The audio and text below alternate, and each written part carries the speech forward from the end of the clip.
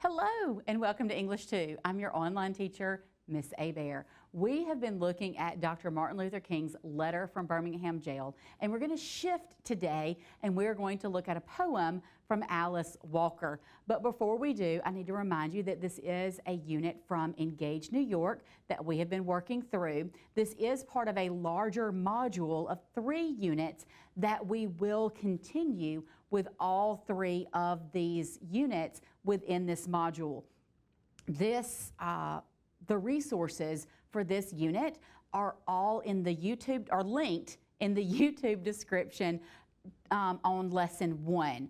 And I say that because there are some resources that you will need for this unit. And so I'm hoping that your teacher that's in your classroom is previewing all of these lessons and that they're pulling all of the resources ahead of time so that they're not scrambling when we get to each lesson. So hopefully they've printed off all of the resources all at once so that they have them for you in your classroom.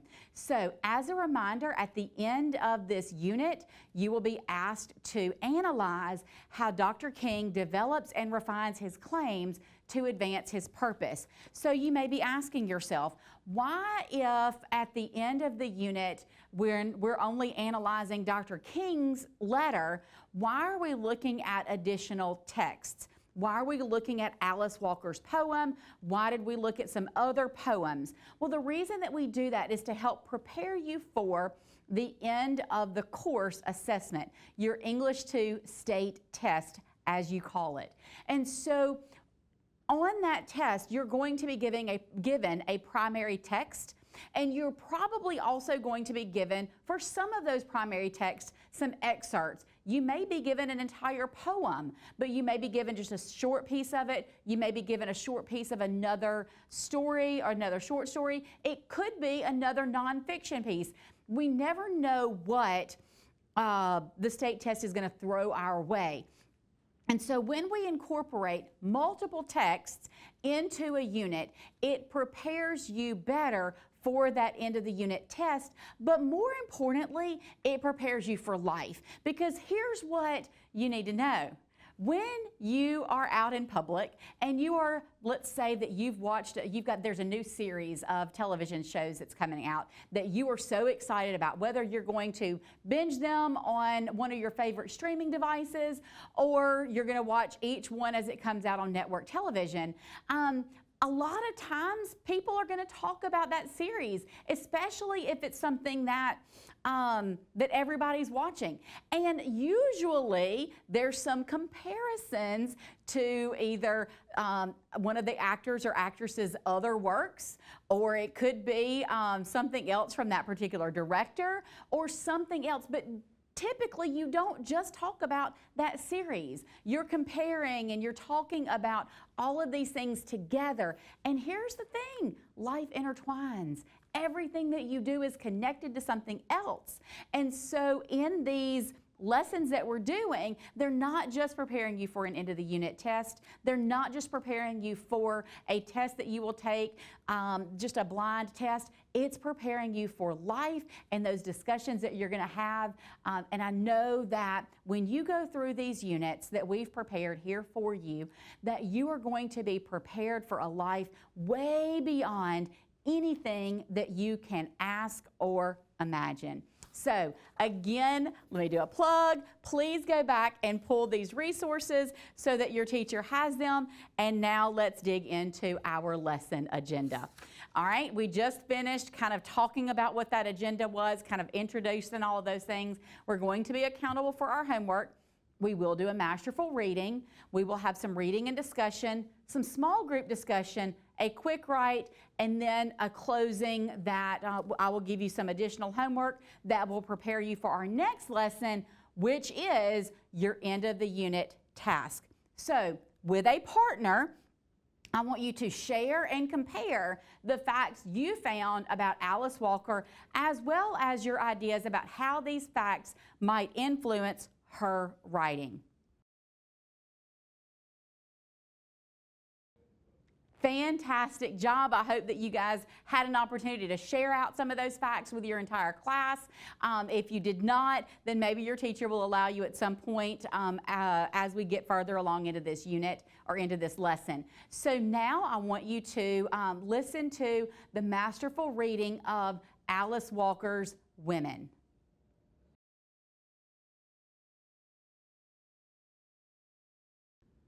All right, guys, you listened to this beautiful poem, and now I want you to turn and talk with a partner and just share out some ideas that you noted as you read and listened to that poem.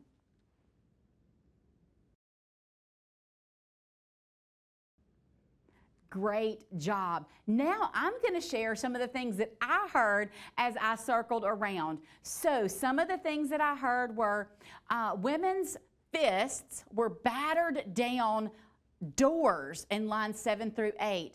Women ironing starched white shirts, lines 10 and 11.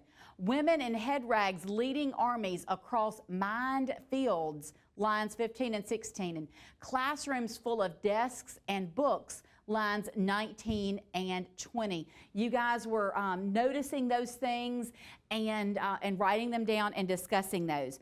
So now I want you to, with a partner, it can be the same partner or a different partner depending on the teacher that's in your classroom and what they decide, but I want you to reread the poem. It's short enough that you can reread it with a partner, and I want you to answer the questions that are on your board.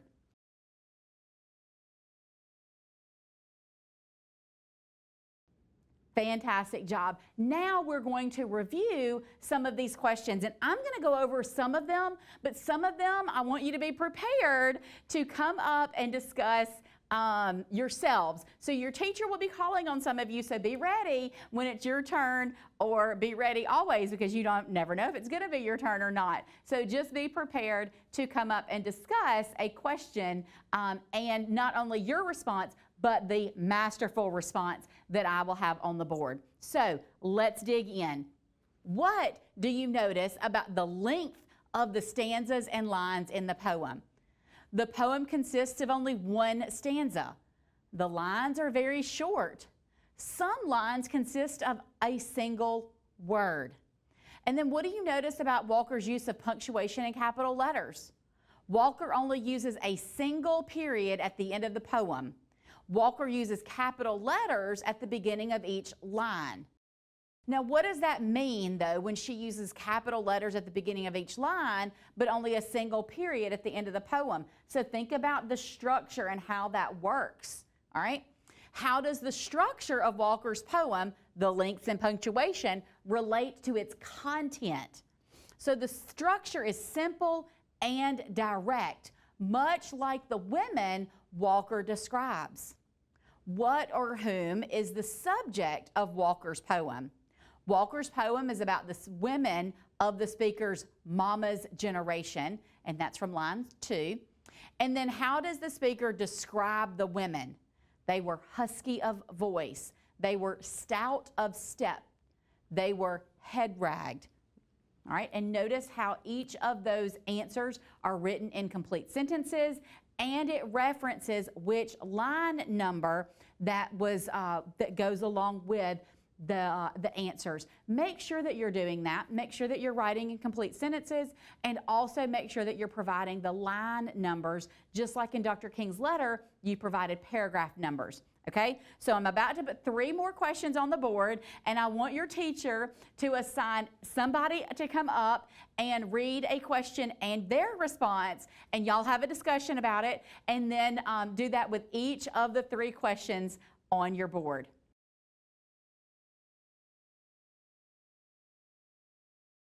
Fantastic job. I don't know where you guys came from, but you did a phenomenal job on that particular, on all of those questions. I'm so impressed with you. But let's see if I will be impressed with the next set of questions. So we've got 3 more questions I'm going to put on the board for you guys to do the same thing. So the teacher in your classroom will assign either 1 person or 3 people to come up, depending on, that's up to the teacher in your classroom. Don't fuss at me. But you guys work on the next set of questions.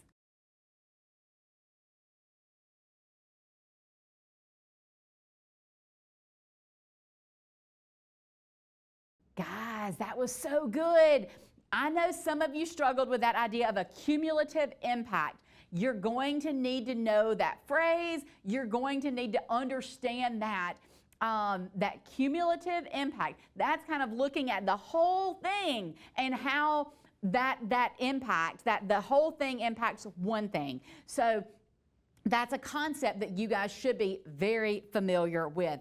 Now, there are 4 questions. That's okay. You can do it. Either one person comes up and does all 4, or 4 different people come up, but you've got this. I promise you know what you're doing. You guys are doing a fantastic job. So let's look at that next set of questions, and you guys answer those as a class.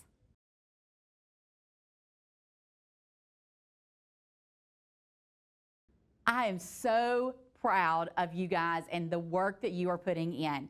Now, we're going to work within a small group. So I want you to form groups of 3 or 4, and I want you to discuss the answers to the questions on your handout. Your teacher has a handout to give you, and I want you to answer those questions.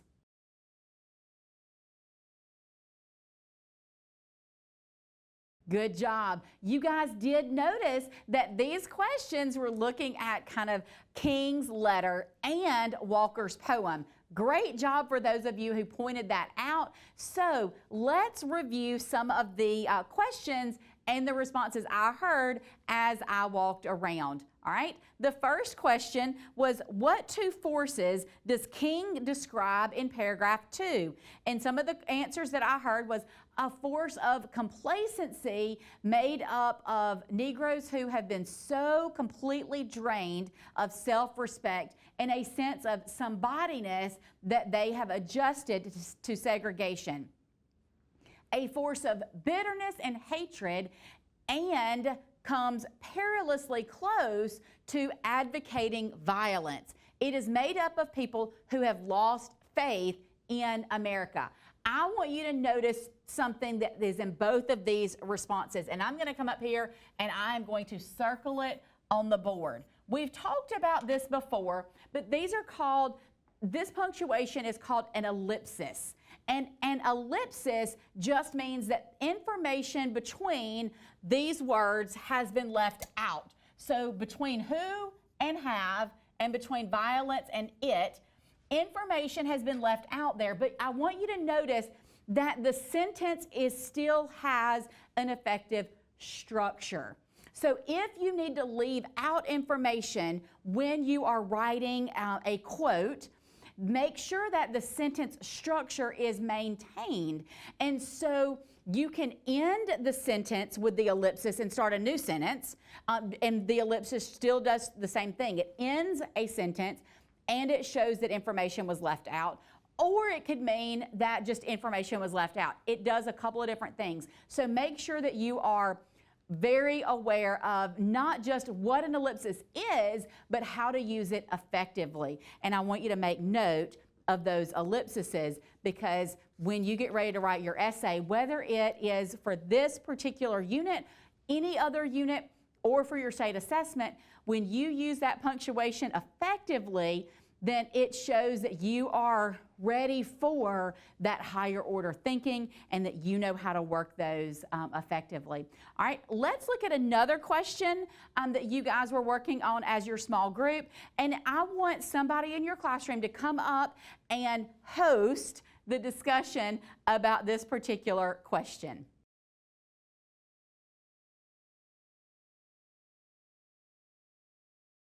All right, I'm going to put up the masterful response, and I want you to make notes that you guys have as well. The discussion was great, but I want you to look at these masterful answers as well.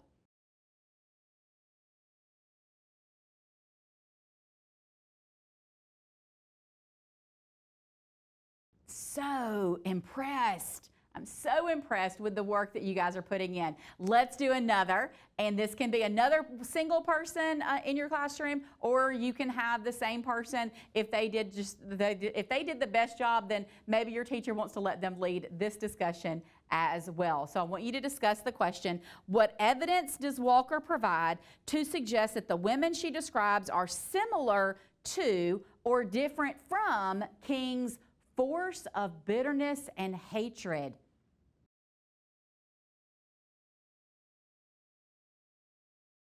Good job. Now I'm going to put up the masterful responses, and I want you to make sure that you revise your notes and discuss how the responses that you previously had are similar to or different from these masterful responses.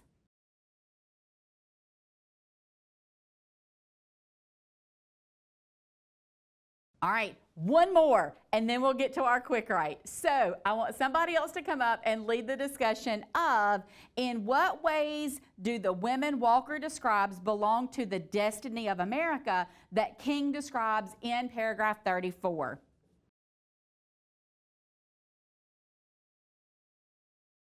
Good job. Now let's look at the masterful answers and see how you guys did. Lead that discussion as well.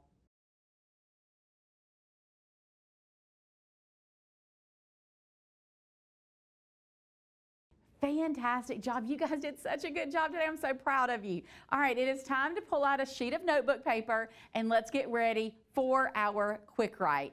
So I want you to look at how Walker develops a central idea that is also presented in King's letter. So you need to make sure that you have some central ideas tools that you have used in King's letter, and then look at how some of Walker's ideas develop that central idea.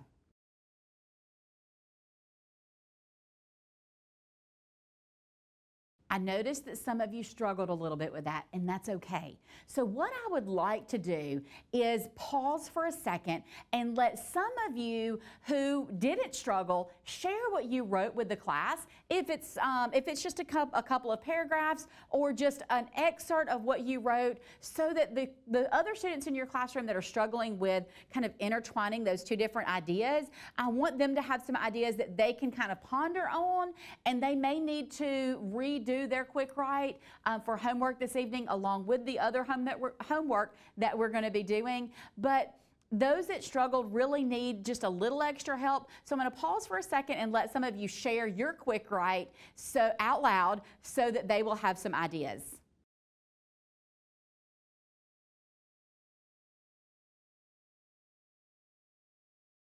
Fantastic job. I am so proud of you guys, kind of working together and looking at how you can help each other. That is so important, and that too is a life skill that will take you so far. Now, tonight's homework, you are preparing for your end of the unit task. So I want you to review Dr. King's letter from Birmingham Jail, along with all of your tools and notes, quick writes and annotations. Use your evidence collection tool that is part of the resource pack. Your teacher should have those to hand out to you. And I want you to identify 3 important claims that King makes and analyze how he develops and refines these claims across the letter. Now, guys, it is really important that you have a solid grasp on this letter. Some of you may want to re-listen to the entire letter and go back through your annotations that you have, so that you can make some additional notes, so that you can connect those ideas, all of those things. But the next time that we come together, you guys are going to have an opportunity to compare notes that you used for your homework. You're going to have an opportunity, a short opportunity, to kind of look at the central impact tracking tool, some of your rhetorical impact tracking tools. You're going to have an opportunity to kind of review those either with a partner or a small group, and that's depending on your teacher that's in your classroom. But here's the other thing. There may be people in your school that aren't in the class that you're in that are doing this same unit. It is perfectly okay. It is more than okay for you to get on the phone with them, or stay after school, or meet up somewhere outside of the school grounds and talk about all of the different things that you have and these ideas that have come to you during this unit, because I've always said, more brains that you can put together, the better you're going to be. And so the more information that you have, the better your essay is going to be at the end of the day. And I'm going to tell you, your teacher does not want 500 essays that all sound exactly the same and that are not well-developed essays. They want things that you come up with, and they want your thoughts, they want your ideas, and they want to know that what you're putting out there is good work that just makes them smile with pride when they're reading your essay. And I know you can do it because you are prepared with all of the ways that we've been working together throughout this unit. So until next time, happy learning.